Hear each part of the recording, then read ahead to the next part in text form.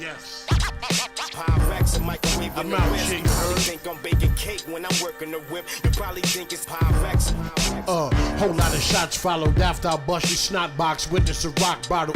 Shoot the fair one, mono a mono the clown. I pull a... Welcome to Senior Basketball Analyst. Four Stringers here as usual. I got two special guests that I want to introduce. Really proud to have these guys on. They do great work at According to Sources. First, Andre and Rob. Andre, pub the site, pub everything you're doing, man. Talk to people. Man, we don't be doing shit. No. No. It's According to Sources. You know, we do podcasts, we do writing. Like, we cover a couple teams. We're out of Chicago, so most of our conversation is going to be really Chicago oriented. We do a lot of Bulls talk. Rob does a lot of Cubs and Bears talk. I don't like either one of them teams, so whatever. But we do have some of that. We have people to talk about the Blackhawks, so but we also try to talk about everything else, like all sports. Try to keep everything in the forefront. That's what we're about. We also about getting regular people on our podcast. So we try to bring in people that don't write about sports. Like, it's According to Sources, but I want the sources to be the people. So we want to bring in people to talk about sports and get their opinions out there to a platform and a group of people that maybe they wouldn't have been able to otherwise. That's what According to Sources is about. Man, and you guys, like I said, you guys do really good stuff. You have a piece that I'm going to be putting in the comment section. I want people I want people to read that. It's about who the Chicago Bulls and who really is to blame for the mediocre start to the season, and that's really the topic. And the reason I wanted you guys to come on is you guys are Chicago focused. I focus on the NBA as a whole. So, Rob, introduce yourself to the Senior Basketball Analyst audience, please. What up, people? Rob Tate, just like Dre said, according to sources.com, mostly Chicago. I love the Cubs, so Cubs, Bulls, Bears, a little bit of hockey every now and again, a little bit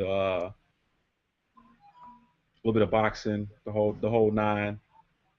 Yeah, man, we just make it do what it do. Cover the Bears summer camps every year. It's always a good time when we go down there and check them out. Hoping to one day get into the Bulls camp somehow. That's like getting into Fort Knox though. So I don't know. We're working on it. Yeah, we're working on that. Hopefully one day we can get in there and take this thing nationwide one day.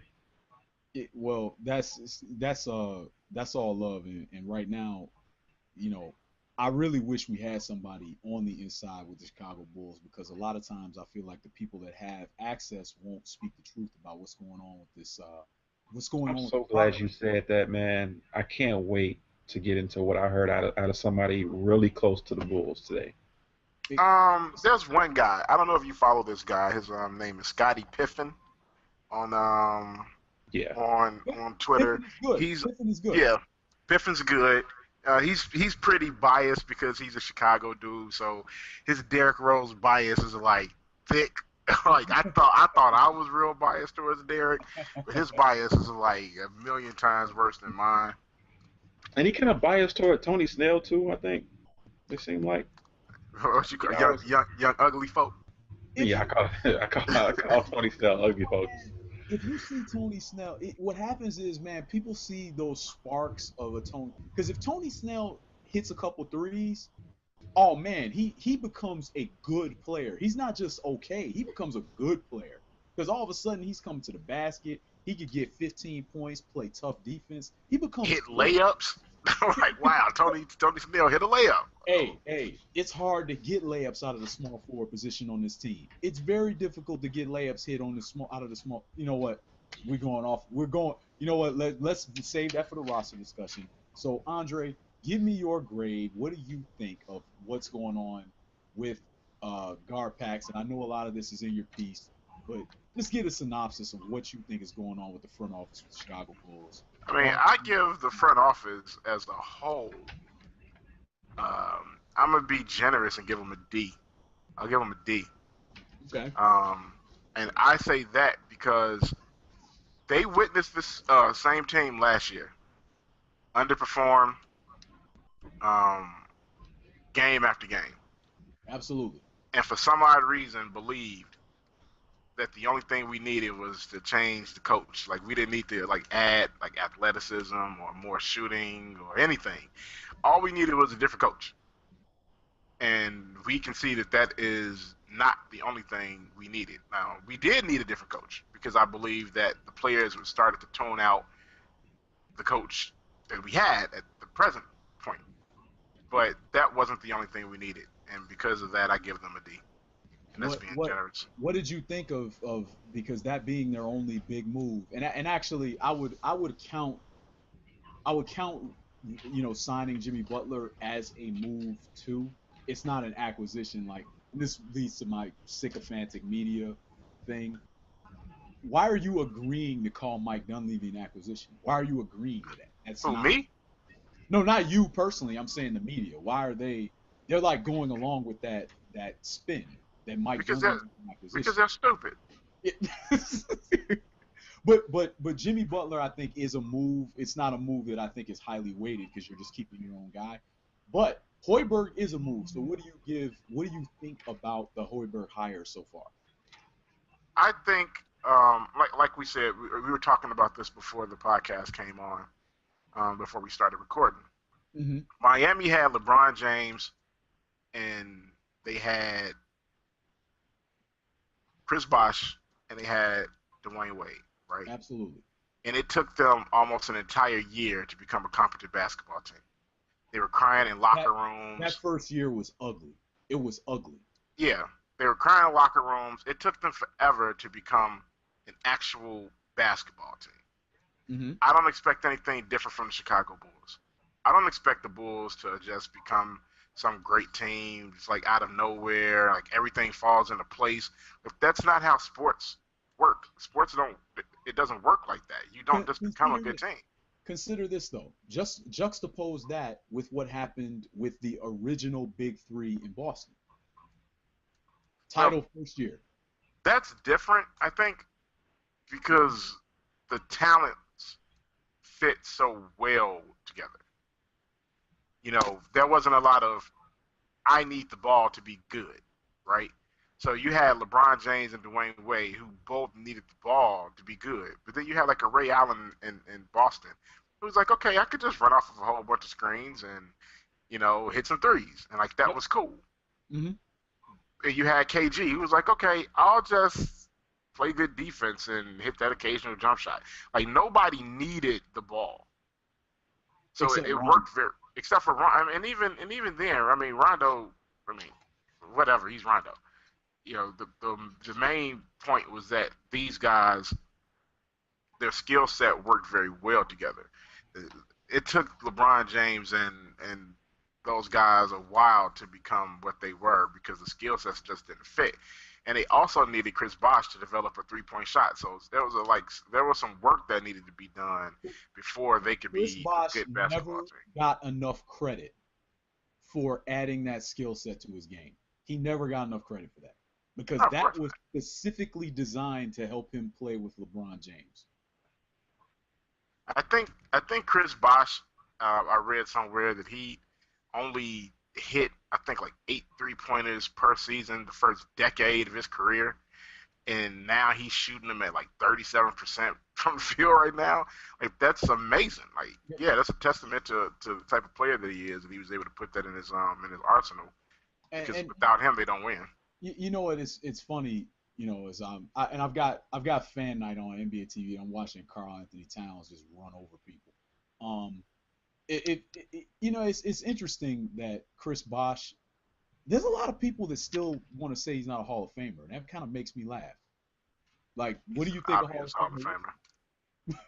Like, multiple rings, multiple All-Star appearances, a gang of points, gang of boards. What do you want? Solid. I don't think any player that's went to, what is it, 8 or 9 All-Star games. Everybody, all of them are in the Hall of Fame. So why wouldn't Chris Bosh be? Yeah. I think when you hit the 8 or 9 All-Star appearance mark, yeah, you gotta automatically, you kind of just get rubber stamped in, right? Like, yeah, you do.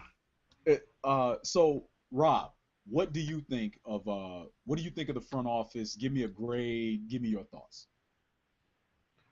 I mean, it's hard to give them, like Dre said, anything above a D, just for the simple fact, like you said, there weren't any moves made. Uh, they, I mean, it's basically everything Dre said. They felt like all they needed was a coach to run this, and they specifically zoned in exactly on Hoiberg. So they felt like, okay, we know what the roster is, and we know we need to run a faster pace. But it seems like the big elephant in the room was, wait a minute, but can we run that with these players? Oh, well, I didn't think about We got that. a big ass Brontosaurus playing center right now. If we're gonna run like this high paced offense, Well, we're running all over we're the gonna run place. and gun like we the Lakers or something. Hey, Eh, that reminds me of when they fired Lionel Hollins for when the ESPN guy fired Lionel Hollins for no reason in Memphis, and Jaeger gets Hollinger. in. Yeah, Hollinger, that guy, the PER guy. Yeah. Anyway, Jaeger comes in and says, "We're gonna run and gun," and they lost all these games, and I was like, "How are you gonna run when you have the slowest front court? Not in basketball right now. In You have the basketball slowest- history. Yeah, this is one of the slowest front courts I've ever seen. Like, how are you going to run? Run to where? How? Like, you, I mean, anyway, that's very interesting, and that leads to my grade. Uh, I gave them a D minus. I almost gave them an F, but I, I pushed it over just because they could have lost Jimmy Butler. They could have been that stupid, and they weren't that stupid. So I said, you know what? Fine. They kept Jimmy Butler. I'm not going to give them a failing grade. But the bottom line is, they said that Nikola Mirotic was going to be the new God. stretch four. They said that Dougie McBuckets, who, as you stated, Andre, in your excellent column, you stated they traded multiple draft picks for. It was 5, man. It was 5 draft picks for him. 5 first round draft picks, if I'm not mistaken. They told me that these pieces, because see, people forget they have been building up to this Hoiberg. I was hearing the Hoiberg buzz 2 years ago. They were putting this roster together because they knew they were going to fire Thibodeau because they hated him. They were going to fire Thibodeau. Was it Ron Adams was his lead assistant when they canned him? Yeah. Well, then he got fired before that, the year before. Right. They were back then. That was when the Thibodeau, we're getting rid of Thibodeau for Fred Hoiberg stuff started. Back then. That's when that started. So these roster moves were made to fit with what Fred Hoiberg is doing, and it doesn't work at all. They have failed yet again. Yeah, that was like, because I don't think that these people fit with what Fred Hoiberg wants to do. Like, Pal Gasol is like the antithesis of what Fred Hoiberg wants to do. He wants like space and pace, and Pal is just like slow and plotting. So like, I was randomly thinking about this earlier. I forget. I'm not sure if is it Basketball Insider maybe. He had that months ago, and I wanted to basically be a homer and call him a hater, say, because he was saying he posted a video showing Hoiberg's offense and what he did. And he was like, this is not going to work with Pal. I'm just like, all right, this dude's being a hater. I need to go back and search it, see if I can go on his YouTube page and find it. But he had posted like a 10-minute video saying, all right, I don't think this is going to work with Pal. And everything he said wasn't going to work. It's coming true. it's not working. I was like, yeah, he's being a hater. I watched the whole video. I'm like, nah, he's being a hater. This is going to work out. It's going to be fine. The only way a Pau Gasol team is going to contend for a title is if he is standing next to Kobe Bryant. He has to have some kind of goon at power forward that's standing next to him. Yeah, he definitely needs like that. his brother has flacking for him in Mark Gasol in Zach Randolph. Zebo. You could have a guy like that. You could have a guy like Draymond Goon Green. You could have a guy See, they've ruined all the power forwards. See, you're starting to get thin when you look past the two Michigan State guys. Ed Davis, you can roll Ed Davis out there and try that, maybe. Like I'm struggling to find. I need a guy that blocks out and can turn and shoot a jump hook over either shoulder. You don't have to be able to turn over both, just one, and give me a jump hook from 5 feet. And not do what Terrence Jones did earlier and get backed underneath the rim and dunked on by Amari Stoudemire when he's 50. Like, I watched that and I said, Terrence Jones this dude ain't nothing, man. So, like, he ain't any good. Like, we want him to be good, but he's not. Anyway, this roster doesn't fit together, and that's why I said, but we're all basically in agreement. It's a D grade. I mean, the roster doesn't fit together. And I'll take it a step further. The Fred Hoiberg hire was a horrendous hire. But I'll speak more about that in coaching grade. So, Rob, kick us off first. What do you grade? How do you grade Fred Hoiberg's coaching very early in his NBA coaching career, only 40-some-odd games in? Yeah, I mean, I think they've had 47, 48 games or something like that. 48. Okay, 48. So it's hard for me to grade. I mean, there's so many different ways you can go with this. I mean, you can say, the offense that he wants to run is not being ran because he doesn't have the players. But, if you're a good coach, don't you tailor your offense to the players that you have on your team? So, all right, okay, so we need to run this way until you guys give me what I need, because you wanted me to come in if he was to run good, this particular offense. If he was Doc Rivers, he could just retool on the fly. I need to do this. Let's do this. Yeah.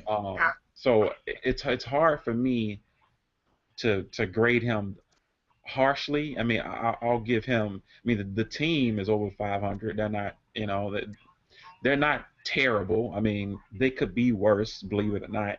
They're losing some games they shouldn't lose, but I think a lot of it is, for a myriad of reasons. You got Powell not being able to play defense. You got guys not hitting open shots. So it's hard for me to grade a coach when you got players missing wide the fuck open shots. I mean, wide open. I mean, you're an NBA player. If you're wide open, that should be a made basket. So absolutely. I mean, you got some of these games where if you make 2 or 3 of these wide open shots, these are games that can be won, and we're having a different conversation. So I'll give him a C minus, just because I would rather see him tailor the offense to the players that he got and not try to run. Well, I can't even say run a fast-paced offense, because they're not running that right now. I think he has kind of tailored the offense to the players that he got, because they run a lot of the same garbage that Thibodeau ran, because that's the nonsense that the players wanted to run. I was going to make that point. Like you said, I don't think the problem is the offense, because the offense generates a crap ton of not just wide open jump shots. A lot of them. Not like a few of them, a lot of them, and they're not hitting them.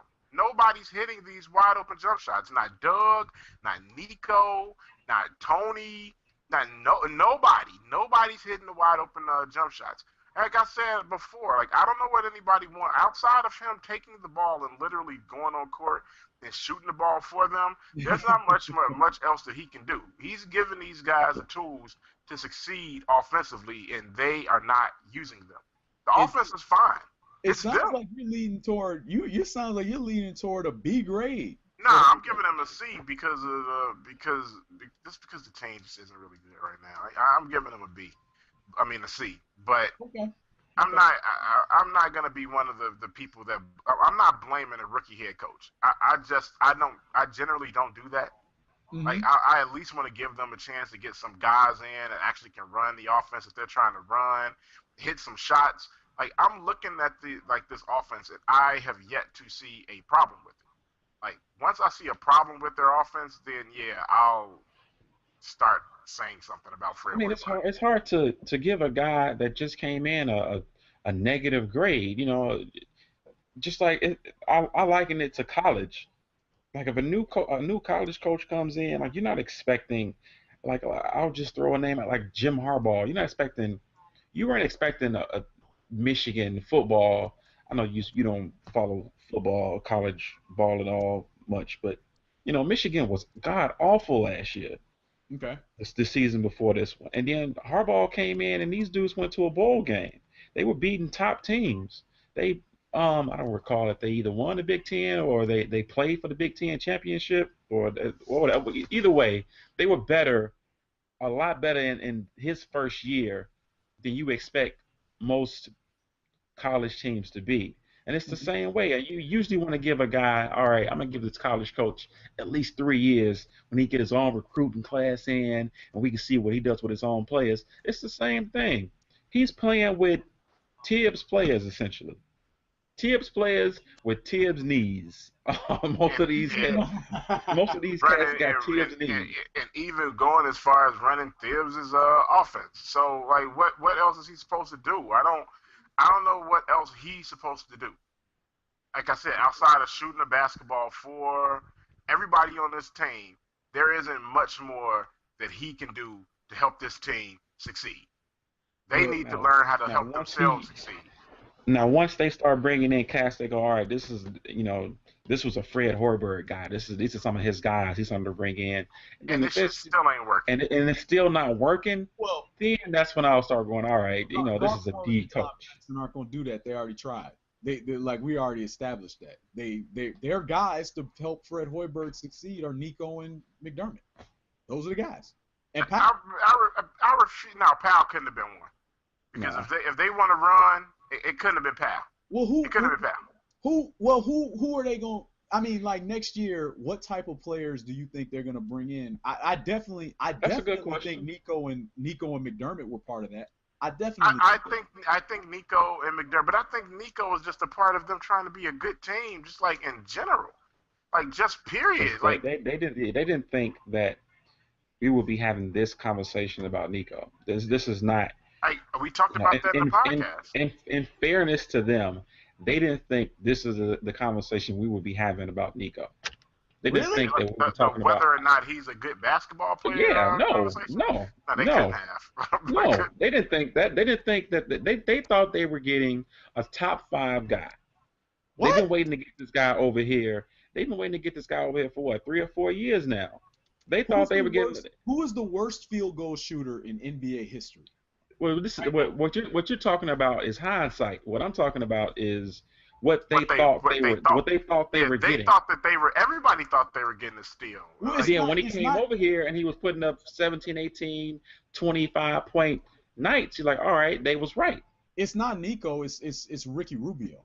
And my point is, who are these guys that have excelled in European basketball that have come over to the NBA and set the world on fire? There's only one. There's literally one. After this flood of them, there's one.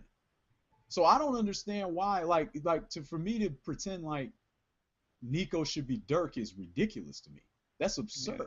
I mean, that's valid. I mean, you've had some guys that have been not setting the world on fire, but have But been, a competent basketball but yeah, player. that have been good basketball. Yeah. He was a I mean, competent basketball player last year. I think they didn't think they were getting some superstar. They thought they were getting a guy that can give you 18 to 25 a night, possibly. And he's not giving you 5 at this He's point. not giving you. He's not giving you anything, and that's the bigger issue with the team. They thought that he was going to be a larger part of what they had going forward in the future, and he's just not. He's just not a good basketball player anymore, and that is a huge problem because they thought he was going to be a big part of their future, and he can't be because he's not good. And this is why we gave the front office such a horrible grade. This is one of the main reasons. Yeah, you can't miss on that when you're expecting this guy to basically take over. Like I said, he's supposed to be your stretch four of the future. Like everybody thought, okay, now we got to hit some threes in here. Like because it was only Dunleavy for like the past 3 years. It's like, okay, now we got a guy here who can hit some threes outside of Dunleavy, and then you watch him shoot, and his arms are crooked. Like, no, we don't have somebody else who can hit 3-pointers besides Dunleavy. Because And then outside of that, Nico doesn't really appear to have much of a skill set at all. You know, he can't dribble, he can't rebound. Jesus Christ. John Travolta looks like a wax figure. yeah, he looks terrible now. He looks like a goddamn wax figure. He can't dribble. Like he's about to melt. I'm sorry. But What the fuck is that? yeah, Rob is commenting on the OJ, People versus OJ Simpson on FX. That I'm vaguely watching. Because I My can't turn it grade, up too high. I'll give my grade really quick. You guys summed it up very well. I was a little bit kinder than to Hoiberg in my grade, but I'm more critical in what I have to say about him. I gave him a C+. I all of the positives you guys spoke about. I think it's very good. That in fact, one of the first things I said to start the season was I liked that even though he moved Noah to the bench, which I thought he should not have done, I like that he kept some of the things from the Joakim Noah is going to be in the MVP conversation. I like that he kept a lot of those plays in there for Joakim Noah to initiate from the top. Things that would just keep Noah happy. I like that he did that. I like his pet play that he has for Pau Gasol to catch in the high post and Jimmy Butler cut back door for the alley-oop. I like that stuff. There's a lot of things I like about what Fred Hoiberg is doing right. Some of the things he's doing wrong, though, are supreme errors. Going into the media and saying you're tired of letting your players off the hook by explaining the coverages over and over again in practice. Fred can't say that. And he's been in the NBA. He knows you can't say that. You never say something like that publicly, especially since, dude, you just got that job. You're supposed to still be explaining these things. You ain't Greg Popovich. You ain't been sitting there for 20 years with some of the same dudes that were there when you walked in the door. You just got here. You have to explain it again. if he's explaining defensive coverages to Derek, Jimmy, Pal, that's a problem.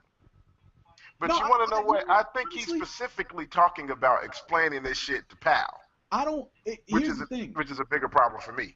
It's difficult to tell exactly what he's talking about because our media isn't good enough to ask good follow-up questions. No, they're good enough, but they don't want to. Because they want to keep their jobs. That's Oh my God, that was great. Oh, they're good enough. Like, some of those guys are great. They want to keep their jobs. That's why they don't. Regardless, they But aren't it's doing supposed to be a tough Chicago media, though, right? I mean, what's Man, please. Whenever people say it, I'm like, are you serious, man? The media flack for never mind. I was about to go off on it. I was going to go off on an angry tangent. But this if he's explaining basic things about the mechanics of defense to Derek and Jimmy and Powell, yes, that's a problem.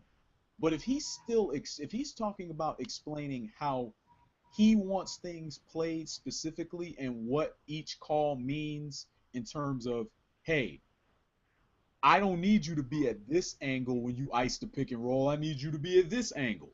They don't even ice pick and roll anymore. They have the point guard or the guards trailing and force them into the big who's supposed to step up. who don't step No, up? here's the thing. You know what's funny? Powell has iced pick and rolls still this year. Yeah, I know. That's the I've problem. seen him do it. And I look and I go, wait, this is where it gets very difficult. And this is the important thing about when you're watching sports, and that makes what we do difficult in terms of interacting with our fans and followers. You have to try to understand what they're being told, right? So a lot of times a player will look stupid, but you have to know what he's being told. Yeah, So- Derek gets crushed for his defense in pick and roll. Like I saw somewhere earlier today, it was like, why is he always trailing the Is that one of the cats that was asking Stacy? Yeah, Stacey was that was, like, you know what? I started following Stacy because of that conversation. So So since we brought this up, since we brought him up, that's who I was alluding to when I said somebody really close to the Bulls had some real I nice, wanted to real. I ask mean, you what he said on the radio because I saw that tweet that you put out. he went ballistic. Now everybody knows. If you don't know, you listen to this podcast and you don't know, Stacey King is the Bulls color analyst for all of their games when they're On not playing TV, that when on they're not color playing on TV. nationally. He's the color on TV. Mhm. He gets interviewed by there's three different radio shows on ESPN radio. He gets interviewed by two of them at least once a week. And Okay. when he gets interviewed, he sounds like the Chicago Bulls ambassador. Oh, everything is fine. Everything's gonna be okay. Bulls gonna be this. Bulls. I mean, everything is real company man. Real everything. Everything is fine. These guys are they'll get this together. They'll do that. Today he was fired up. He spit nothing but the truth.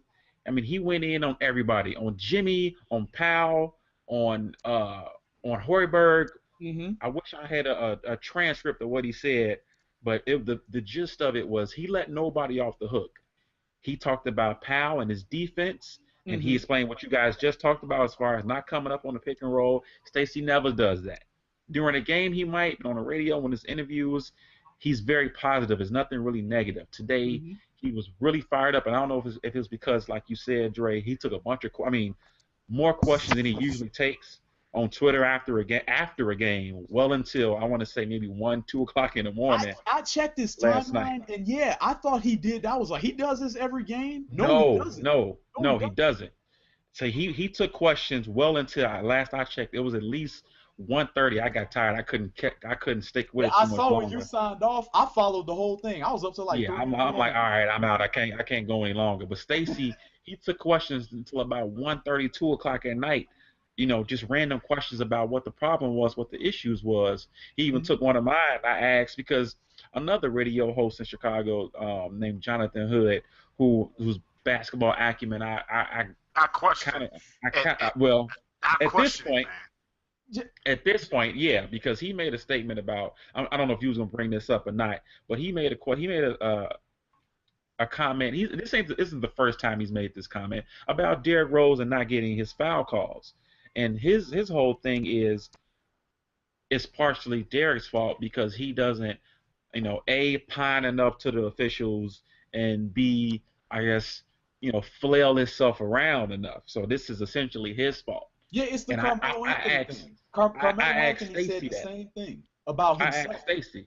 I said, "Look, is this a Rose issue problem?" And he's like, "Hey," he said his exact words were "hell to the no." Hell to the no. Hell to Hell the to Because no. the it's a stupid assertion that a guy should have to complain about not getting foul calls when he's getting beat the hell up. to get That's foul dumb. calls. One of the If I things get knocked to the ground, it's a foul. one of the things that the media is it's disgraceful that we've done as media, as sports fans, etc. The referees have zero accountability. Zero. To the point where people will say stuff like that. Like, you're not getting calls because you're not doing tricks to get To the get them. calls from the refs. That's The crazy. ref's supposed to call the game right. This is ridiculous. Fining players for flopping, for example, is clown town. That is beyond stupid. That makes no sense. Hey, they're still gonna flop if they can get the call and it's gonna help them and win the game. The They're ref, not gonna. They're yeah, gonna the stop ref is just flopping. supposed to call the game right. You don't impose fines on the players for stuff like that. You just call the game right. If you let a dude flop like Ersan Ilyasova when Jeremy Grant God. was spinning to the rack and Ersan Ilyasova did stretch four He's deep so with a annoying, flop, man. He's and, too and damn big for the shit that he does on the and basketball court. Jeremy Grant yoked on him. And you know what? If the ref look at you every time you flop like that, just look at you and go, "Look at you, you disgrace." You know what? They won't do it anymore. Hey, get your ass up. They Get up. won't do it anymore. Get back on defense, sucker. They don't have to. This notion that you have to do these things to trick the refs into getting calls, and the refs are let off the hook for A, not making the right calls, and B, being tricked into making certain calls, and there's just no accountability. It infuriates me because there's no reason for it. It's why are you allowing that? But and like you said, Jonathan Hood every now and then will make a goofy, like, he will make a goofy assertion like that where he just says, I mean, and honestly, that's really the only one I've heard him make as far as basketball goes. Generally, everything else is pretty on par with with my thoughts. But it's just this one. This isn't the first time he said that. he's a baseball guy. He keeps it very high level with basketball. He doesn't get into the weeds of basketball because he's not really a basketball dude. I don't understand. Like, why does it have to be Derrick Rose's fault for not getting foul calls? It's his responsibility. Like, the only thing he could do is take the whistle and call his own foul calls like we did in the streets. You call my foul, respect my call. That's the only way. That's the only thing he can do. And that all that's doing is setting up a catch-22 because we all saw tweets. We all saw them. We all saw tweets. Man, Derrick complain a lot now. He just started complaining. He just started complaining. Like, this ain't a normal thing for Derrick Rose to complain about not getting calls, but when he's getting beat up and knocked to the ground, he wants to make sure that he's like, man, am I doing what I'm supposed to do? Am I getting hurt? Like, putting my body on the line for the right reasons? Is it like what's going on here? Why am I putting my body on the line if I'm not gonna get the foul calls? I think that this is a combination of people wanting players to act how they want them to act.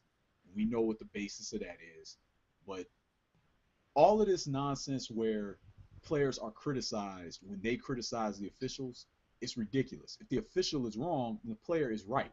It is not natural and it is weird for a player to watch a bad call and not react. That is not natural. That is not what you're supposed to do. You are not supposed to see things that are incorrect and shrug them off.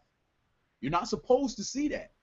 And players get teched all the time for having the audacity to say something about a ref's like, hey, man, I got foul right there. They're like, wait, what? You what? I've seen players running down the court who didn't really even say much. They were just running down the court doing this, and then the ref tease them.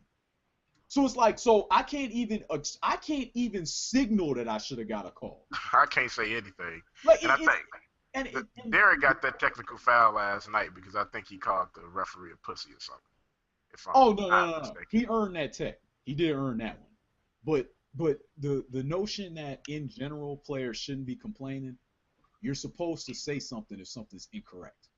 That's in any capacity. That, like, you sitting at all these people saying this, you sitting at your office job and an email comes across with some completely incorrect information in it, and then you just let it slide. You should be fired then. Like, you do stuff like that. So why on their job are they supposed to see something that's incorrect and then just go? And just shut up, especially when it's about their body. Like, I'm the one getting knocked to the ground here, not you. And if I'm getting knocked to the ground, I want to know that I'm getting knocked to the ground for a reason, and someone's going to be, they're gonna protect me. And it seems like right now the referees in the NBA have decided they're not gonna protect Derrick Rose. There's a lot of point guards that go through this issue, but he's a key one because one, he's so good, and two, he attacks the basket. So he's a former MVP of the league. So yeah, and there's no reason for the way, because you know what? I watch some games. Russell Westbrook gets treated the same way. He's just an animal, so it don't matter. He charges right through it, and he can yam on cats. And it don't even matter. Like he got the bucket at least. A lot of times he'll yell at the official and keep going, and they still don't give no call. Some days he gets called, some days Russell don't get called. Like Derrick don't get calls all the time. He gets treated like Derrick Rose sometimes. Derrick is Derrick all the time. Oh yes, Sean Carter is nice, but Sean Price is the best. Sean gone, no Sean Dawn. Sean is a dawn I don't.